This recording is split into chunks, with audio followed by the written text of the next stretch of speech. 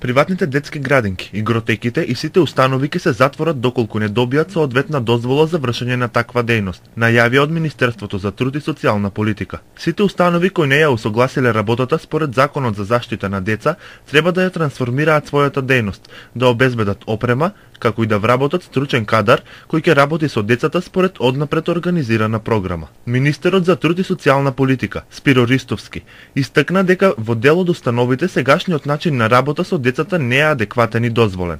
Немаат основна дејност заштита на децата, туку еден вид на анимација од краткорочен временски период од неколку сати. Во форма на некои игротеки се трудат да обезбедат известна анимација на децата во определен период од денот, меѓутоа апелирам дека таквиот начин не е дозволен согласно законот и после 19 мај тие нема да може да ги вршат своите функции.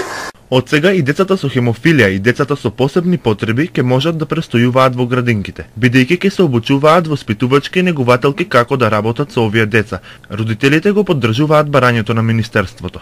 Ми се допаѓа идејата игротеките да станат еден вид или да станат градинки, бидејќи ми се допаѓа начинот на кој што луѓето кои што работат, персоналот кој што работи таму се дружи, односно води грижа за децата, може би во некој случај подобри од грижата што се води за нив во градинките.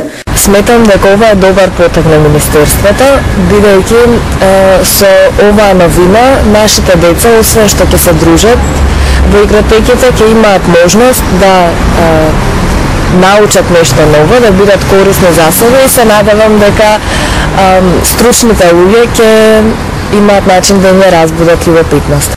Рокот за трансформација на приватните детски установи стекува на 19 мај, а од Министерството истакнуваат дека негово продолжување нема да има. Досега дозвола за работа добиле 5 приватни детски установи, од кои една е во Гостивар, а останатите се во Скопје. Инаку во Македонија има 54 детски градинки, кои ги посетуваат околу 26.000 деца.